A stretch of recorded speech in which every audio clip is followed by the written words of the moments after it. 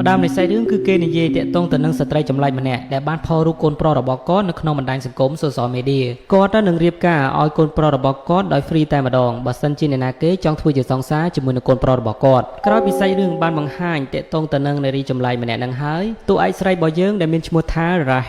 ាហេនឹងគឺគាត់នៅ single យូរហើយអញ្ចឹងគាត់ក៏បានដែតជាមួយនឹងកូនប្រុសរបស់នារីចម្លែកម្នាក់នឹងទៅហើយគេបានដែតគ្នានៅកន្លែងហាងកាហ្វេរ៉ាហេគេបាននិយាយថា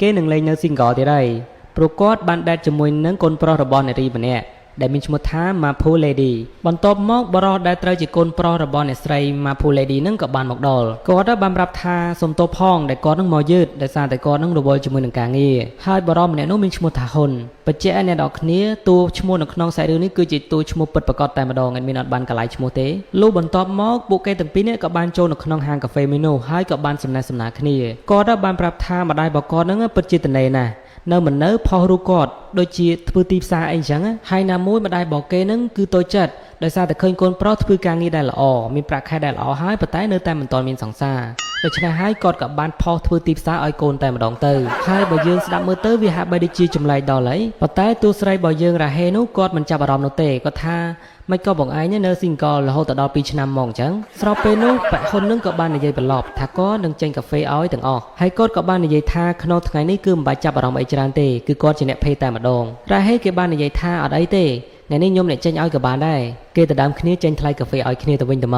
កបន្ទាប់មកអាប៉ាហ៊ុននឹងក៏បាននិយាយថាហ៎ហើយអ្នកនាងនឹងចាប់អារម្មណ៍ខ្ញុំមែនហេអាប៉ានេះគេថាចេញថ្លៃកាហ្វេឲ្យសោះទៅចេញសួរអីណាចាប់អារម្មណ៍ខ្ញុំមែនចំណែកឯរ៉ាហេវិញគេក៏បានឆ្លើយថាហ្នឹងហើយ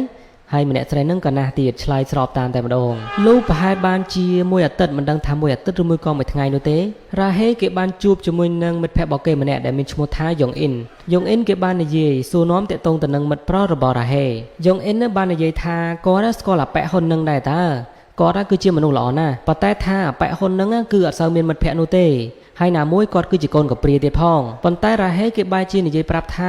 ាហ៊ុនហ្នឹងគឺគេមានម្ដាយម្នាក់ដែរតើរ៉ាហេក៏បានបន្តទៀតថាគាត់បានណាត់ជួបជាមួយនឹងប្រហ៊ុនហ្នឹងរហូតដល់10ថ្ងៃហើយប៉ុន្តែមិនដែលបានជួបម្ដាយរបស់គាត់តតែសោះឲ្យតែពេលគាត់ចង់ជួបអីហ្នឹងគឺម្ដាយរបស់ហ៊ុនហ្នឹងតែងតែឈឺរហូតហើយយ៉ុងអ៊ីនគេក៏បានណែនាំថាឯងត្រូវតែធ្វើយ៉ាងម៉េចត្រូវតែជួបឪពុកម្ដាយរបស់ហ៊ុននឹងឲ្យតតែបានដើម្បីឲ្យគាត់នឹងបានស្គាល់ពីឯងឲ្យបានច្បាស់ហើយនឹងឆាប់បានរៀបការនោះអីចំណែករ៉ាហេគេក៏ចង់ជួបជាមួយនឹងឪពុកម្ដាយរបស់ហ៊ុនខ្លាំងណាស់ដែរបន្ទាប់មកអប៉ាហ៊ុននឹងក៏បានដើរមកដល់ហើយគេក៏បានស្វាគមន៍ទៅកាន់អ្នកទាំងពីរអ្នកនោះហើយគេក៏បាននិយាយថាអាយ៉ាយ៉ុងអ៊ីនឯងមើលទៅនៅតែអាក្រក់ដដែលណាគ្មានប្រែប្រួលអីសោះអើយហ៊ុននេះបកកែលេងសើចតែម្ដងចង់និយាយថាពីអ្នកឯងរ៉ាហេហើយនឹងប៉ាឯងនឹងពេលណាបានរៀបការមួយគ្នាស្របពេលនោះអប៉ាហ៊ុននឹងក៏បានប្រាប់ថាគាត់នឹងក៏ចង់រៀបការឆាប់ៗផងដែរបន្ទាប់មកយ៉ុងអ៊ីននឹងគេក៏បានសួរបន្ថែមថាពេលណាបាននាំរ៉ាហេនឹងទៅជួបម្ដាយរបស់ឯងគេក៏បានប្រាប់ថាប្រហែលជាឆាប់ៗនេះឯងណាមួយម្ដាយរបស់គេនឹងក៏ចង់ជួបជាមួយនឹងរ៉ាហេផងដែរហើយគេក៏បានបញ្ជាក់ថាឥឡូវយើងទៅជួបគាត់នៅថ្ងៃនេះតែម្ដងទៅបន្ទាប់មកពួកគេទាំងពីរនាក់នឹងក៏បានទៅផ្ទះរបស់ប្រហ៊ុននឹងតែម្ដងដែលប៉ែហ៊ុននឹងគេបានមើលមកមិនដឹងថាមើលដើម្បីអីអ្នកនរគ្នារ៉ាហេនឹងគេបាននិយាយថាគេនឹងពិតជាភ័យខ្លាំងណាស់ដោយសារតែណាមួយគេមិនដឹងថារៀបរឹកមិនទេនៅផ្ទះបាយក៏មិនចេះដាំស្អីក៏មិនចេះធ្វើដែរចំណែកអាប៉ែហ៊ុននឹងវិញគេបាននិយាយថាអត់អីទេធ្វើតែធម្មតាទៅបន្ទាប់មកពួកគេទាំងពីរនាក់ក៏បានចូលនៅក្នុងផ្ទះរបស់ប្រហ៊ុនតែម្ដងហើយអាប៉ែហ៊ុននឹងក៏បានឲ្យរ៉ាហេនឹងនៅចាំខាងក្រៅសិនគេទៅដាស់ម៉ាក់របស់គេនៅខាងក្នុងពេលនោះប្រហ៊ុនក៏បាននិយាយជាមួយនឹងម៉ាក់របស់គេនឹងពិតជាខឹងខ្លាំងមែនទែនដោយសារតែគាត់នឹងឈឺបើជានាំអ្នកណាគេនឹងមកជួបគាត់អីណាហើយបើតាមស្ដាប់ស្ថានភាពទៅគឺឮសំឡេងទូចសំឡេងធំដាក់គ្នាតែម្ដងចំណែករ៉ាហេវិញគេពិតជាមានអារម្មណ៍ថាគេពិតជាឆ្លើយខ្លាំងមែនទែនដោយសារតែម្ដាយរបស់គេឈឺហើយបែរជាគាត់នឹងចង់មកលេងអីណាណៃនេះគាត់គួរតែចាំពេលក្រោយទើបល្អជាងស្របពេលនោះអាប៉ែហ៊ុននឹងក៏បានចេញមកក្រៅវិញហើយគេក៏បាននិយាយជាមួយនឹងរ៉ាហេថាម្ដាយរបស់គេកំពុងតែឈឺចឹងថ្ងៃនេះប្រហែលជាគាត់នឹងមិនអាចជួបជាមួយនឹងរ៉ាហេបានទេចាំថ្ងៃក្រោយទៅណាចំណែកឯរ៉ាហេវិញគេមិនថាអីនោះទេដោយសារតែគេមានអារម្មណ៍ថាដូចជាមានកំហុសអីចឹងលុះបានមួយខែក្រោយមកពួកគេទាំងពីរនាក់ក៏មានទំនាក់ទំនងល្អកាន់តែល្អទៅហើយនៅថ្ងៃមួយនោះពួកគេទាំងពីរនាក់ក៏បានជិះឡាននៅជាមួយគ្នាហើយថ្ងៃនេះដែរគឺជាថ្ងៃខួបកំណើតរបស់ប្រហ៊ុនតែម្ដងហើយរ៉ាហេហ្នឹងគេក៏មានកាដូសម្រាប់ប្រហ៊ុនផងដែរលុះពួកគេទាំងពីរនាក់កំពុងតែបើកឡាននោះក៏ស្រាប់តែឡានក៏ស្ទះចរាចរណ៍តែម្ដងហើយម៉ោងក៏ម៉ោង10យប់ផងដែរហើយមើលទៅអាការៈរបស់ប្រហ៊ុនហាក់បីដូចជាចម្លែកមិនដឹងនោះទេដូចបក្រៀវកាច់ចឹងរ៉ាហេគេបានសួរទៅកាន់ប្រហ៊ុនថាតើបងឯងនឹងកំពុងតែកើតអី មិនក៏ដូចជាឈឺជំនោមមិនដឹងឯនេះហើយគេក៏បានប្រាប់ថាគេជិតដល់ពេលវេលាដែលត្រូវទៅផ្ទះវិញហើយព្រោះម្ដាយរបស់គេកំពុងតែរងចាំរ៉ាហេក៏បាននិយាយថាអត់អីទេថ្ងៃនេះគឺជាថ្ងៃខួបកំណើតរបស់បងឯងអញ្ចឹងម្ដាយរបស់បងឯងប្រហែលជាមិនប្រកាន់អីច្រើននោះទេប៉ែហ៊ុននឹងក៏បានប្រាប់ថាគាត់មិនចង់ទៅផ្ទះយឺតនោះទេកុំឲ្យខកសន្យាជាមួយនឹងម្ដាយរបស់គេព្រោះម្ដាយរបស់គេនឹងមិនអាចនៅរហូតដល់ម៉ោង10យប់បាននោះទេណាមួយដោយសារតែម្ដាយរបស់គេនឹងគឺនៅផ្ទះតែម្នាក់ឯងស្របពេលនោះក៏ស្រាប់តែប្រហ៊ុនក៏មានអាការៈចម្លែកហើយគាត់ក៏បានសុំរ៉ាហេនឹងចេញទៅក្រៅបន្តិចស្របពេលនោះក៏ស្រាប់តែប៉ែហ៊ុននឹងគឺមិនដឹងជាកើតអីនោះទេដៃកត្រែកដូចមិនខ្មិច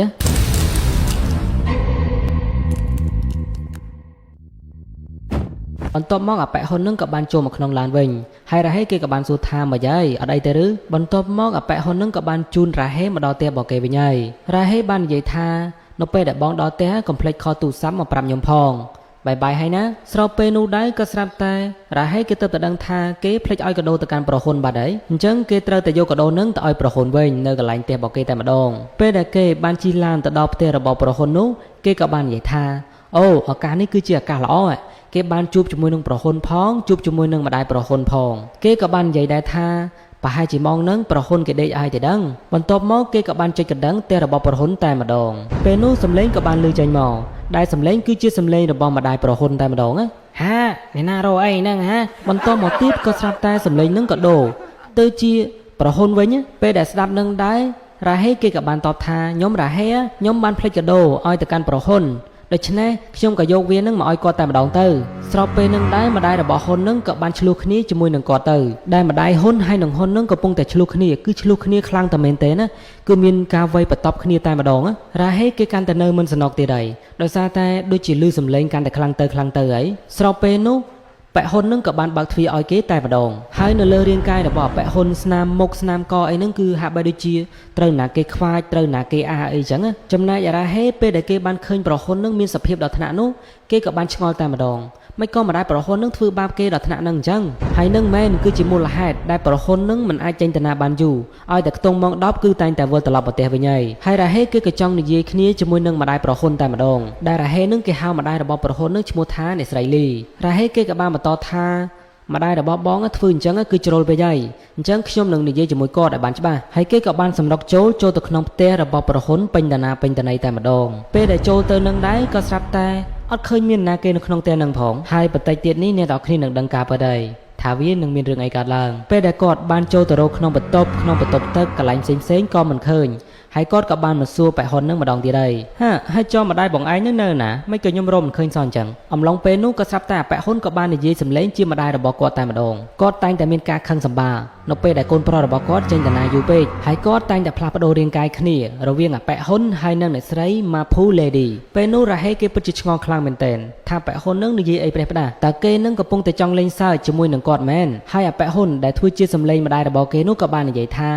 យើងមិនបានលេងសើចជាមួយឯងនោះទេយើងខំចែករំលែកកូនប្រុសរបស់យើងឲ្យទៅនៅជាមួយនឹងឯងអស់ជាយូរមកហើយឥឡូវឯងឆាប់ចាញ់ទៅឆ្ងាយកុំនៅជិតយើងឯសោះហើយរ៉ាហេគេបានរត់ផ្អើលចេញមកពីផ្ទះនឹងតែម្ដងហើយការពិតទាំងអស់យើងក៏បានដឹងការពិតទៅម្នាក់ស្រីដែលមានឈ្មោះថាម៉ាភូលេឌីនឹងគឺគាត់នៅក្នុងខ្លួនរបស់ប្រហ៊ុនតែម្ដងដែលប្រហ៊ុនគេបាននិយាយថានឹងគឺជាម្ដាយរបស់គេហើយអ្នកស្រីម៉ាភូនឹងក៏បាននិយាយដែរថាចាប់ពីម៉ោង10យប់រហូតដល់ម៉ោង12យប់គឺជាពេលវេលារបស់គាត់ហើយម៉ោង10ព្រឹករហូតដល់ម៉ោង12ថ្ងៃត្រង់ហ្នឹងក៏ជាពេលវេលារបស់គាត់ដែរបើនិយាយខ្លីទៅពេលវេលាទាំងអស់ហ្នឹងគឺជាពេលវេលាដែលប្រហ៊ុនហ្នឹងគាត់ប្រែអត្តចរិតលក្ខណៈថាមនុស្សមិនសូវមានសតិពេញលេញនៅចុងបញ្ចប់នៃសាច់រឿងគេក៏បានបង្ហាញទាក់ទងទៅនឹងសម្បត្តិរបស់ពេទ្យដែលគេបានសរសេរដាក់ថាសូមអ្នកជំងឺនឹងលេបថ្នាំឲ្យបានទៀងទាត់ផងកុំឲ្យមានសតិមិនល្អអញ្ចឹងហើយសាច់រឿងរបស់យើងក៏ចប់ត្រឹមតែប៉ុណ្ណេះអូខេអ្នកនរគ្នាអេមីនសូមអរគុណដល់អ្នកនរគ្នាសម្រាប់ការតាមដានទស្សនាវីដេអូនេះពីដើមរហូតដល់ចប់ហើយនៅក្នុងរឿងនេះគឺគេនិយាយតាក់ទងទៅនឹងនារី2នាក់ដែលមានឈ្មោះថារស្មីហើយនិងនីតាដែលរឿងមួយនេះគឺពិតជាមានន័យហើយអប់រំច្រើនខ្លាំងតែមែនទែនដែលគេនិយាយពីមនុស្សម្នាក់ដែលដោះស្លាប់ដូចជាមេអំបៅអញ្ចឹងហើយនីតានិងរស្មីហ្នឹងគឺគេចង់ដូចនារីម្នាក់នោះផងដែរដោយសារតែក្នុងស្ថានភាពនោះគឺគេពេញនិយមមនុស្សដែលដោះស្លាប់ដូចជាមេអំបៅហ្នឹងតាមនៃសាច់រឿងយើងក៏បានឃើញនីតាហើយនិងរស្មីដែលនីតាគេបានប្រាប់ទៅកាន់រស្មីថា គឺមានមនុស្សដែលជាមេអំបៅដែលសម្រស់នារីមេអំបៅនោះដែរគឺគួរឲ្យទាក់ទាញខ្លាំងមែនទែនហើយនីតាគេក៏ចង់ដោះស្លាប់ដោយនារីម្នាក់នឹងផងដែររស្មីគេបានប្រាប់ទៅកាន់នីតាថារឿងហ្នឹងគឺមិនមែនជាការពិតនោះទេពួកគេទាំងអស់គ្នាគ្រាន់តែធ្វើដើម្បីទាក់ទាញចំណាប់អារម្មណ៍ហើយនឹងទទួលបានលុយពី YouTube និង Facebook តែប៉ុណ្ណោះហើយនីតាគេក៏បានប្រកែកថារឿងមួយនេះគឺជារឿងពិតបើមិនជឿខ្ញុំទេឥឡូវមើលគាត់ live ហើយនារីមេអំបៅហ្នឹងគេបានធ្វើវីដេអូផុសចូលនៅក្នុង YouTube ទៀតផងគេបាននិយាយថាមនុស្សគ្រប់គ្នាគឺតែងតែចង់ដឹងថាគេនឹងរស់នៅយ៉ាងម៉េចហើយឆ្ងល់ថាតើគេនឹងបានអីញ៉ាំទើបខ្លាចខ្លួនទៅជាសត្វមេអំបៅដូច្នេះនោះហើយនារីមេអំបៅនឹងក៏បាននិយាយថា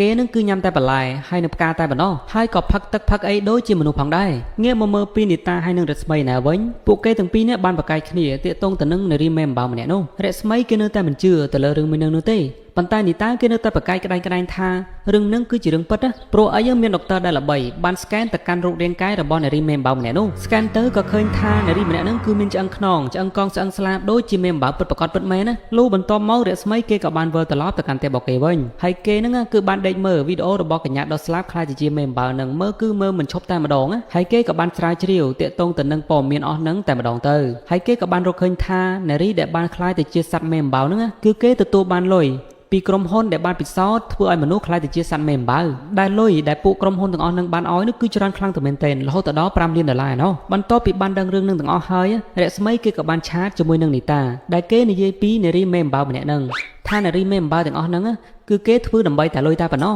ក្រោយពួកគេនិយាយពីសាច់រឿងនឹងចប់ហើយពួកគេក៏បន្តធ្វើការជាធម្មតាលុះដល់ថ្ងៃបន្ទាប់មករស្មីគេនៅតែតាមដានព័ត៌មានទាក់ទងទៅនឹងនារីដែលដោះស្លាប់ជាមេអំបៅនោះហើយឥឡូវនេះដែរក៏មានកម្មវិធីទូទួលមួយដែលកំពុងតែល្បីបានអញ្ជើញនារីមេអំបៅនោះទៅសម្ភាសពួកគេទាំងអស់គ្នាបានសម្ភាសថាតើពេលដែលអ្នកនាងបានខ្លាចទៅជាមេអំបៅនោះមិនដែរមានអារម្មណ៍យ៉ាងម៉េចដែរតើការរស់នៅដូចជាមនុស្សយើងដែរអត់នារីមេអំបៅនឹងក៏បានប្រាប់ថាតាំងតែពីគាត់ខ្លាចទៅជាមេអំបៅនឹងគឺគាត់អាច fly ពេញតាណាពេញតន័យតែម្ដងជាពិសេសគឺការចំណាយលុយហើយនឹងការហូបចុកគឺគាត់ចំណាយតិចជាងដែលគាត់នៅជាមនុស្សបន្ទាប់មកពិធីករពីរនាក់នោះគាត់ក៏បានសួរដេញដោលថាធ្វើយ៉ាងម៉េចទើបយើងអាចខ្លាចទៅជាមនុស្សមេអំបៅបាននារីមេអំបៅនឹងក៏បាននិយាយថាគឺអត់មានរឿងអីដែលត្រូវពិបាកនោះទេដោយគ្រាន់តែយើងទៅកន្លែងក្រុមហ៊ុនមួយហើយចុះឈ្មោះជាមួយនឹងគេទៅគេនឹងឲ្យយើងខ្លាចទៅជាមេអំបៅហើយដោយសារតែនៅក្នុងក្រុមហ៊ុននោះគឺមានសួនច្បារដែលបានដាំផ្កាសម្រាប់ញ៉ាំហើយខ្លាចទៅជាមេអំបៅបន្ទាប់មកពិធីករពីរនាក់នឹងក៏បានសួរថានៅពេលដែលយើងញ៉ាំផ្កានឹងហើយតើយើងអាចខ្លាចទៅជាមេអំបៅភ្លាមៗដែរអត់នារីមេអំបៅក៏បានប្រាប់ថាហ្នឹងហើយគឺយើងគ្រាន់តែញ៉ាំផ្កាមួយនឹងទៅគឺយើងនឹងអាចខ្លាចទៅជាមេអំបៅ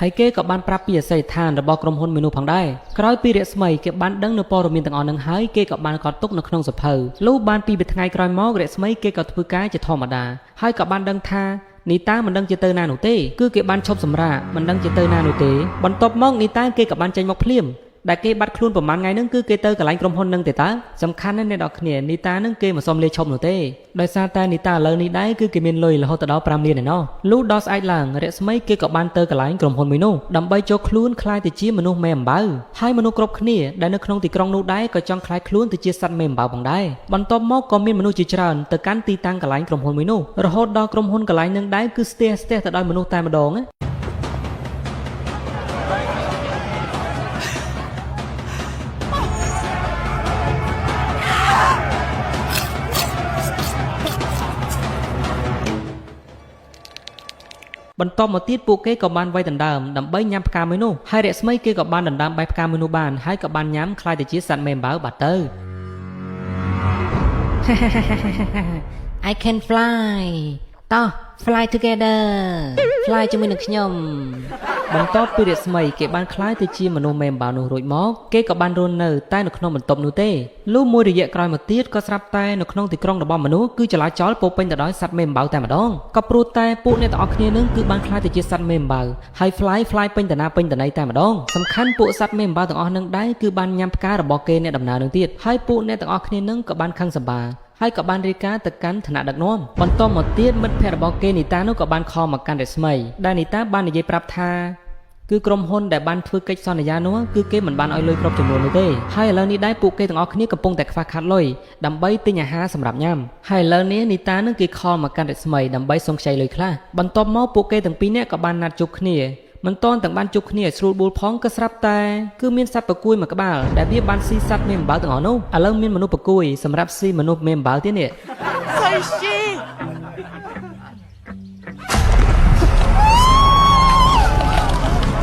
ក្រោយពេលហេតុការណ៍មួយនឹងបានកើតឡើងមករស្មីពិតជាមានការភ័យខ្លាចខ្លាំងមែនទែនហើយមិនហ៊ានចេញពីបន្ទប់នោះទេព្រោះថាអាមនុស្សពពុយនឹងវាដើរស៊ីសัตว์មេអំបៅតែម្ដងបន្ទាប់មកយើងក៏បានឃើញព័ត៌មានដែលគេនិយាយថាគឺមានមនុស្សបង្គាយដើរស៊ីមនុស្សមេអំបៅទាំងអស់នោះដើម្បីស្ដារអេកូឡូស៊ីឡើងវិញហើយរាជរដ្ឋាភិបាលនឹងផ្ដល់ប្រាក់រង្វាន់ទៅដល់មនុស្សបង្គាយនោះក្នុងមនុស្សមេអំបៅម្នាក់គេនឹងឲ្យលុយរហូតដល់$1000ណោះក្រោយពីបានផ្សាយព័ត៌មាននឹងហើយក៏ស្រាប់តែឮសលេងកណ្ដឹងនៅកន្លែងមុខផ្ទះរបស់រស្មីដែលនោះគឺជាមនុស្សបង្គាយដែលបានមកដល់ផ្ទះរបស់រស្មី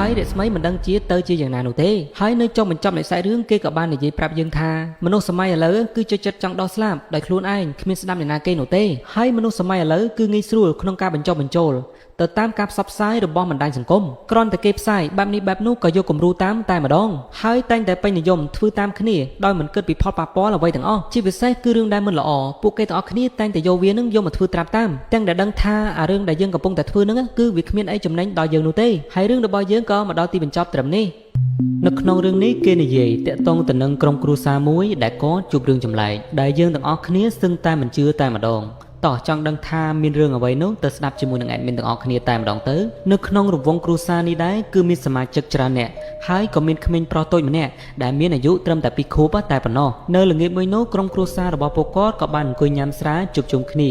ហើយក្មេងប្រុសម្នាក់នោះក៏បានមើលថែដោយម្ដាយរបស់គាត់ក្មេងប្រុសដែលមានអាយុត្រឹមតែ2ខួបនោះគឺគាត់ពិតជារពឹសខ្លាំងមែនទែនបើសិនជាគ្មាននរណាគេចាំមើលគាត់នោះទេគឺគាត់អាចនឹងដើរទៅណាទៅណីដោយមិនដឹងខ្លួននោះទេស្របពេលនោះម្ដាយរបស់ក្មេងប្រុសគាត់ក៏បានដើរចូលទៅខាងក្នុងដោយសារតែគាត់នឹងបានដាំទឹកចោលគ្រាន់តែដើរចូលមិនទាន់បានប្រមាណផងក៏ស្រាប់តែក្មេងប្រុសដែលមានអាយុ2ខួបនោះគាត់ក៏បានឡើងលើបង្អួចខណៈនោះដែរគាត់ក៏ស្រាប់តែធ្លាក់ទៅក្រោមតែម្ដងដែលគ្មាននរណាគេនឹងអាចចាប់តនោះទេអ្នកគ្រប់គ្នាពិតជាស្លន់ស្លោខ្លាំងមែនទែនថាក្មេងប្រុសម្នាក់ហ្នឹងគឺពិតជាមិនរស់នោះទេពួកគេទាំងអស់គ្នាក៏បានរត់ចុះទៅក្រោមដើម្បីទៅមើលក្មេងប្រុសម្នាក់នោះតែរឿងហេតុដ៏ចម្លែកក៏បានកើតឡើងតែម្ដងដោយសារតែក្មេងប្រុសម្នាក់នោះគឺមិនមានរបួសអីតតែសោះដំបូងឡើយពួកគេគឺពិតជាសប្បាយចិត្តមែនទែនប៉ុន្តែក៏ស្រឡាញ់កាំងដែរដោយសារតែក្មេងប្រុសម្នាក់នោះក៏បាននិយាយថាលោកតាបានជួយខ្ញុំលោកតាបានអោបខ្ញុំដោយសារតែក្មេងប្រុសនោះគឺនិយាយមិនសូវច្បាស់បេបអីចឹងណាម្ដាយហើយនឹងគ្រប់គ្នានោះបានមើលទៅតាមដៃដែលក្មេងប្រុសម្នាក់នោះគាត់បានចង្អុលទៅដែលគ្រប់គ្នានោះគឺមើលមិនឃើញតែម្ដងថាមិនដឹងថាក្មេងនឹងចង្អុលអីចឹងខណៈនោះក៏មានអ្នកភូមិនៅតំបន់នោះក៏បាននិយាយថាអូនៅជាន់នោះគឺមានក្រុមគ្រួសាររបស់លោកតាម្នាក់ដែលគាត់ស្នាក់នៅទីនោះបន្ទាប់មកពួកគេទាំងអស់គ្នាក៏បានឡើងទៅបន្ទប់របស់លោកតាម្នាក់នោះពេលដែលបានឡើងទៅនឹងដែរក៏មិនមានអ្នកណាគេនឹងឆ្លើយតបតតែសោះពេលដែលចូលទៅនឹងដែរពួកគេបានត្រឹមតែឃើញរូបថតរបស់លោកតាដែលទៅតែស្លាប់ហើយនោះទេការពិតទៅអ្នកដែលបានជួយក្មេងប្រុសម្នាក់នោះគឺជាលោកតាម្នាក់នេះនោះទេដោយសារតែគាត់ទៅតែស្លាប់ហើយថ្មីហើយក្រុមគ្រួសាររបស់គាត់ក៏មិនបាននៅក្នុងបន្ទប់នោះទៀតផងដែរបន្ទាប់មកក្រុមគ្រួសាររបស់ក្មេងប្រុសម្នាក់នោះក៏បានអុជធូបអរគុណទៅកាន់លោកតាដោយសារតែគាត់បានជួយក្មេងប្រុសតូចម្នាក់នោះខ្សែរឿងទី2នេះគេនិយាយតាក់ទងទៅនឹងអ៊ំចាស់ម្នាក់ដែលគាត់មានរឿងដ៏ចម្លែកទៀតហើយមានសមាជិកក្រុមគ្រួសាររបស់អ៊ំចាស់ម្នាក់ដែលគាត់មានផ្ទះចាស់ហើយនៅទីតាំងកន្លែងដែលគេត្រូវអភិវឌ្ឍនៅតំបន់ក្បែរនោះគឺប្រជាជនទាំងអស់គាត់បានលក់ដីហើយនឹងលក់ផ្ទះទៅឲ្យម្ចាស់គម្រោងដើម្បីអភិវឌ្ឍអស់ហើយប៉ុន្តែនៅសល់តែផ្ទះរបស់អ៊ំចាស់ម្នាក់នឹងនោះទេដែលគាត់មិនព្រមលក់ដីលក់ផ្ទះឲ្យគេតតែសោះកូនប្រុសរបស់គាត់ក៏បាននិយាយលួងលោមទៅកាន់ឪពុករបស់គាត់ផងដែរ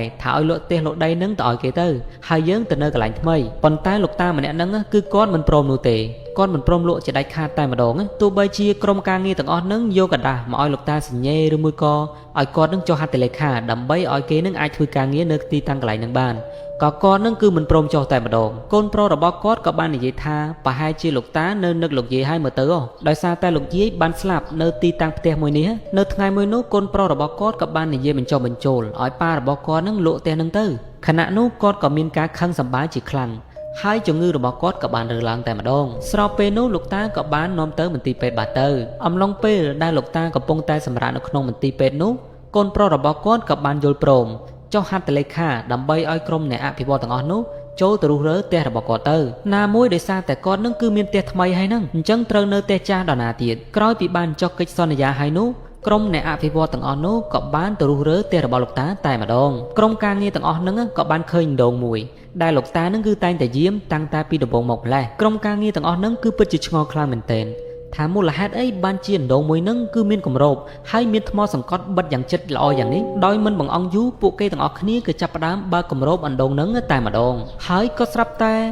ែក៏មានផ្សែងអីផុសចេញមកមិនដឹងនោះទេហើយព្រមទាំងលឺសម្រែកស្រែកដូចជាខ្មោចមនុស្សស្រីអញ្ចឹងហើយក្រុមអ្នកធ្វើការងាររុះរើទាំងអស់ហ្នឹងក៏បានរត់បែកជើងគ្នាព្រាតតែម្ដងហើយពួកគេក៏នៅតែលឺសំឡេងស្រែកយំនៅបន្តលឺរហូតដល់10នាទីឯណោះបន្ទាប់មកក្រុមការងារទាំងអស់ហ្នឹងក៏បានខលសួរទៅកាន់កូនប្រុសរបស់លោកតាហើយរឿងគ្រប់យ៉ាងយើងក៏បានដឹងការពិតទៅកាលពីលោកតានៅក្មេងៗនោះលោកតាបានឲ្យគេជីកអណ្ដូងនៅក្បែរផ្ទះហើយគាត់ក៏បានប្រទះឃើញឆ្អឹងក្បាលអីមិនដឹងនោះទេហើយលោកតាក៏មិនចាប់អារម្មណ៍អីច្រើននោះដែរគាត់ក៏ឲ្យគេជីករហូតបានរួចរាល់ទៅលុះដល់ថ្ងៃមួយប្រពន្ធលោកតាក៏បានលង់ទឹកស្លាប់នៅក្នុងអណ្ដូងនោះដោយគ្មានមូលហេតុតតែសោះហើយលោកតាក៏ជឿថាអណ្ដូងនឹងច្បាស់ជាមានព្រលឹងរបស់បិសាចហើយបានលោកយាយធ្លាក់ស្លាប់នៅក្នុងនោះហើយអ្នកដែលបានជីកអណ្ដូងមួយនោះដែរក៏មានគ្រោះថ្នាក់ជាបន្តផងដែរដោយហេតុទាំងអស់នេះឯងទៅបណ្ដាលឲ្យលោកតានឹងយកអីទៅបិទគម្របឲ្យចិត្តតែម្ដងហើយក៏មិនចង់ឲ្យអ្នកណាគេនឹងមានគ្រោះថ្នាក់បន្តទៀតនោះដែរលុះក្រោយមកកន្លែងហ្នឹងក៏បានគេរុះរើហើយក៏បានធ្វើកន្លែងអភិវឌ្ឍបន្តមកដល់សប្តាហ៍ថ្ងៃហ្នឹងទៅដែលកន្លែងហ្នឹងគឺលែងមានបិសាចលែងមានអីអស់ហើយគឺគេធ្វើអាគារធំខ្ពស់តែម្ដងសាច់រឿងចុងក្រោយនេះគឺគេនិយាយតាក់ទងទៅនឹងអ្នកជំងឺដែលសម្រាកនៅក្នុងមន្ទីរពេទ្យមួយដែលនៅក្នុងបន្ទប់មួយនោះគឺមានក្រេរហូតដល់5ឯណោះដែលគេរៀបដាក់ក្រេហ្នឹងគឺជាជួរដែលមានចំនួន5ក្រេអញ្ចឹងណាហើយនេះគឺជាព្រឹត្តិការណ៍ដែលបានកើតឡើងចំពោះលោកគ្រូទី3ដែលក៏នឹងបានទៅមើលលោកគ្រូដែលមានឈ្មោះថាសាន់ជូលោកគ្រូទី3នឹងគាត់បានទៅសម្រាប់មន្ទីរពេទ្យជាមួយនឹងលោកគ្រូសាន់ជូដោយសារតែគាត់គឺជាអ្នកមើលថែអាសានឹងឯងហើយក៏មានអ្នកជំងឺផ្សេងទៀតដែលមានវ័យនឹងគឺរៀងចំណាស់ដែរហើយប៉ុន្តែអ្នកនៅកណ្ដាលគេគឺគាត់មានវ័យមិនសូវជាចំណាស់នោះទេគឺខ្ទង់អាយុ30ជាងអញ្ចឹងហើយបរិសដែលដេកនៅក្រេកណ្ដាលគេនោះគាត់មិនមានសាច់ញាតិអីនឹងមកមើលថែគាត់នោះទេដែលគាត់មកសម្រាប់មន្ទីរពេទ្យនឹងគឺតែម្នាក់ឯងនោះទេគាត់នៅបានមកសម្រាប់នៅក្នុងមន្ទីរពេទ្យនេះបានចំនួន2-3ថ្ងៃហើយប៉ុន្តែគ្មានសាច់ញាតិណានឹងមកអើតសួរសុខទុក្ខតតែសោះបន្ទាប់មកយើងក៏បានដឹងដែរថាមានលោកតាម្នាក់ដែលគាត់បានសម្រាប់នៅក្នុងបន្ទប់នឹងផងដែរហើយគាត់សម្រាប់នៅចុងគេនៅក្បែរទ្វារហើយគាត់ក៏បានផុតស្លាប់នៅវេលាយប់នឹងទៅបន្ទាប់មកក៏ស្រាប់តែបរិសដែលដេកនៅក្រេកណ្ដាលគេនឹងក៏បានស្រែកជាខ្លាំងដែលមិនដឹងថាគាត់នឹងបានមើលឃើញអីនោះទេហើយក្រុមលោកគ្រូពេទ្យទាំងអស់នឹងក៏បានស្ទុះទៅចាប់គាត់ដើម្បីចាក់ថ្នាំកុំឲ្យគាត់នឹងស្រែកអាឡូអាឡាពេញទៅនឹងពេកហើយគាត់ក៏បានស្លាប់នៅវេលាយប់នឹងតែម្ដងបន្ទាប់ពីបរិសម្នាក់នឹងត្រូវបានស្លាប់ក៏មានសាច់ញាតិម្នាក់ដែលត្រូវជាបងស្រីរបស់គាត់បានមករកគាត់បងស្រីរបស់គាត់ក៏បាននិយាយប្រាប់ថាការពិតទៅប្អូនប្រុសរបស់គាត់នឹងគឺត្រូវបានបែកបាក់ពីក្រុមគ្រួសារហើយក៏បានចុះចេញពីផ្ទះហើយក៏បានដើរទៅផឹកស៊ីជាមួយនឹងសង្សាររបស់គាត់ថ្មីនោះដែលគាត់សង្ស័យថាប្អូនប្រុសរបស់គាត់ប្រហែលជាមានជំងឺ depression ហើយដោយសារតែគាត់គឺមិនចូលផ្ទះតែម្ដងពេលដែលបានឮដូច្នោះហើយលោកពូទី3ក៏បាននិយាយប្រាប់ថានៅយប់ថ្ងៃមុននោះគាត់បានដេកយល់សពគាត់បានឃើញបរិសចម្លែកម្នាក់រូបរាងធំពណ៌សម្បុរពណ៌ខ្មៅដែលម្នាក់ហ្នឹងមើលទៅហាក់បីដូចជាបិសាចបន្តិចដូចជាខ្មោចបន្តិចដែលគាត់នឹងគឺមិនចាប់អារម្មណ៍នោះទេដោយសារតែគាត់នឹងគឺខ្លាចខ្លាំងពេកបរិសចម្លែកម្នាក់នឹងដែរគឺបានដើរកវ៉ាល់ចុងក្រេរបស់អ្នកជំងឺទាំងអស់នោះហើយគាត់ក៏បានដើរមកដល់ក្រេរបស់លោកពូទី3ផងដែរបរិសចម្លែកម្នាក់នឹងក៏បានមកខ្សឹបសួរថាហេលេងប៊ីអត់សួរថាលេងប៊ីអត់ហាមកលេងប៊ីអត់ក្រោកមកអូច្រឡំហើយអ្នកនរគ្នាក៏ពិតទៅបរិសចម្លែកម្នាក់ហ្នឹងមិនមែនសួរអញ្ចឹងទេគាត់បានមកខ្សឹបសួរថាតើឯងនឹងមានឈ្មោះអីដោយសារតែខ្លាចពេកគាត់ក៏បានសំងំហើយក៏បានដេកលក់បាត់ទៅដោយមិនបានឆ្លើយសំណួររបស់បរិសម្នាក់ហ្នឹងនោះទេដូចនេះគាត់សន្និដ្ឋានបានថាប្រហែលជាបរិសដែលដេកនៅកណ្ដាលគេនោះប្រហែលជាគាត់នឹងជួបជាមួយនឹងបរិសចម្លែកហ្នឹងហើយក៏បានសួរឈ្មោះតែម្ដងអញ្ចឹងបានយើងឃើញថាពេលមុនដែលគាត់ស្លាប់នោះគឺគាត់បានស្រែកអាឡូអាឡាពេញតាណាពេញតន័យតែម្ដងលុះបានប្រហែលថ្ងៃក្រោយមកលោកគ្រូសាន់ជូគាត់ក៏បានជាពីជំងឺហើយក៏បានវិលត្រឡប់ទៅកាន់ផ្ទះរបស់គាត់វិញហើយសាច់រឿងរបស់យើងក៏ចប់ត្រឹមតែប៉ុណ្ណេះផ្ដើមនៃសាច់រឿងគឺគេបង្ហាញតាក់ទងទៅនឹងតួអង្គចំនួន2នាក់ដែលម្នាក់ស្រីហ្នឹងមានឈ្មោះថាតាន់ហើយម្នាក់ប្រុសនោះមានឈ្មោះថា Yes Sir You Noob ហេ Yes Sir You Noob ឯងមិនដឹងរឿងមួយអត់គេល្បីមកថានៅសាលារៀនយើងគឺមានខ្មោចចូលទៅលួចក្បាលសដន់របស់ក្មេងប្រុសអើយអានឹងគឺជាចំនួនរបស់បងមុនតើប៉ុន្តែចំនួនយើងគឺគ្មានរឿងនឹងទៀតទេឯងស្គាល់លោកគ្រូធូអឹមអត់គាត់ពេលដែលកំពុងតែបរៀនសិស្សនោះក៏ស្រាប់តែក្បាលសដន់របស់គាត់ក៏បាត់អស់លេងតែម្ដងមិនដឹងថាអ្នកណាគេលួចនោះទេដោយសារតែអញ្ចឹងហើយទើបគាត់បានផ្លាស់ប្ដូរទៅបរៀននៅសាលាផ្សេងមួយទៀតអើយឯងក៏ចេះកុហកម៉េះឯងមិនមែនជា YouTuber ឬមួយក៏ជាតារាសម្ដែងប្រូមុខចាស់ប្រែងរហូតឯណាហើយវាបណ្ដោះថ្នាក់ហ្នឹងទេគ្រាន់តែបាត់ក្បាលសដន់1-2ហ្នឹងដល់ថ្នាក់ផ្លាស់ប្ដូរសាលារៀនអញ្ចឹងឯងនិយាយមកគឺកុហកមិនសមហេតុផលតែម្ដងឯងសាកសម័យមើលលោកគ្រូធូអឹមពេលដែលតាហែទឹក គេតែងតែប៊ូលីហើយគេនឹងចោទថាគាត់គឺជាមនុស្សដែលគ្មានក្បាលសដន់ហើយគេនឹងគិតថាគាត់គឺជាមនុស្សចម្លែកអីអើយក្អែកមួយខ្លាចជាក្អែក10អីគ្រាន់តែបាត់ក្បាលសដន់ចំនួន1គូហ្នឹងគឺវាគ្មានរឿងអីដែលអស្ចារ្យនោះទេតែអ្វីដែលអស្ចារ្យគឺថាមាត់មនុស្សដែលនិយាយពីមាត់មួយតមាត់មួយទេតើដែលគួរឲ្យខ្លាចនោះបើសិនជាឯងនៅតែបន្តយករឿងនេះយកមកនិយាយទៀតគឺវាកាន់តែល្បីហើយក៏អាចកាន់តែល្បីជាងម្ចាស់ដើមគេទៀតឯងគួរតែនិយាយអញ្ចេះវិញគឺមានខ្មៅកូប្លិនបានចូលទៅលួចក្បាលសដន់របស់ក្មេងប្រុសទាំងអស់នោះប៉ុន្តែថាមិនដឹងជាត្រូវនិយាយអញ្ចឹងបានប្រយោជន៍អីផងអញ្ចឹងក៏អញ្ចឹងទៅប៉ុន្តែថាឯងដែលធ្លាប់ដឹងអត់ថាមនុស្សប្រុសអាចបំបើដោះកូនបានដែរឬអត់បានតើហេយេសើយូនូបឯងនឹងចង់ទៅណាឯងហ៊ានភ្នាល់ជាមួយខ្ញុំអត់ហើយបានតើប៉ុន្តែថាខ្ញុំបានពិសោធន៍រួចហើយខ្ញុំបានជញ្ជក់សាកល្បងហើយវាគ្មានចេញស្អីនោះទេហាយេសើយូនូបហើយឯងនឹងធ្លាប់ជញ្ជក់សាកល្បងពីអង្ការឡាអើយអត់ទេគ្នាគ្រាន់តែច្រឡំដេកទៅជញ្ជក់លេងហ្នឹងអូឬមួយក៏ឯងនឹងបានជញ្ជក់សាកល្បងក្បាលសដន់របស់ Kinchana នោះហើយបានហើយតោះYes sir you know ឯងដឹងអត់ថាមនុស្សប្រុសក៏មានសរីរាង្គមានក្បាលសដន់ដូចតែមនុស្សស្រីដែរហ្នឹងហើយមិនក៏គាត់នឹងមិនអាចបំបើដោះកូនបានឬមួយក៏អាបិសាចកូប្លិនហ្នឹងវាលួចក្បាលសដន់ទៅចិញ្ចឹមកូនវាតែដឹងខ្ញុំហ៊ានភ្នាល់ថាអាបិសាចហ្នឹងច្បាស់ជាលួចក្បាលសដន់ហ្នឹងយកទៅចិញ្ចឹមកូនវាហើយអូឯងនិយាយអញ្ចឹងខ្ញុំនឹកឃើញដល់រឿងមួយហើយឯងមានដឹងអត់ថានៅក្រោយសាលារៀនយើងគឺមានបើករោងចក្រថ្មីដែលផលិតទៅដល់គោលក់ឬគេនិយាយមកថាក្បាលសដន់ដែលត្រូវបានលួចទាំងអស់ហ្នឹងគឺគេយកទៅផលិតទៅដល់គោទាំងអស់ហ្នឹងហើយតាន់មិនក៏ឯងនឹងចេះសម័យច្រើនម៉េះសាច់រឿងដែលឯងនិយាយប្រាប់យើងគឺសិតតែប្រេះផ្ដាស់តែម្ដងគ្មានន័យគ្មានអីសោះចុះបើខ្ញុំមានផុសតាងមិនដែរឯងជឿអត់ Yes sir you know អើយឈប់និយាយរឿងហ្នឹងទៅបើសិនជាមានអ្នកណាគេម្នាក់ចែករំលែករឿងនេះនៅក្នុងបណ្ដាញសង្គមក៏គេនឹងមានការហាមឃាត់ផងដែរព្រោះវាគឺជារឿងមួយដែលប្រេះផ្ដាស់នេះណែមើលហើយជាស្អីហ្នឹងនេះគឺជាក្បាលសដន់ដែលខ្ញុំបានយកមកពីរោងចក្រផលិតទៅដល់គោមួយនោះដោយសារតែប្រហែលថ្ងៃមុនហ្នឹងខ្ញុំមានកិច្ចការហើយក៏បានទៅកន្លែងហ្នឹងកាលពី2 3ថ្ងៃមុនអូពធអើយព្រឺអស់ទាំងខ្លួននេះហេតុអីបានជាឯងនឹងមិនប្រាប់ប៉ូលីសទៅហើយឯងនឹងគិតថាគេជឿខ្ញុំមែនពេលដែលខ្ញុំប្រាប់គេនោះអូឬមួយក៏ពេលដែលខ្ញុំរត់ទៅប្រឹងប៉ូលីសថាលោកប៉ូលីសគឺមានបិសាចកូប្លិនបានលួចសដន់របស់ក្មេងៗប្រុសហើយខ្ញុំហ៊ានភ្នាល់ជាមួយឯង$50ថាលោកប៉ូលីសហ្នឹងគឺមិនជឿខ្ញុំនោះទេហើយគាត់នឹងនិយាយថាខ្ញុំគឺជាមនុស្សឈួតអីខ្ញុំហ៊ានភ្នាល់$100ហ្មងខ្ញុំក៏គិតថាឯងនឹងគឺជាមនុស្សឈួតដែរឯងនឹងដឹងអត់ Yes sir you know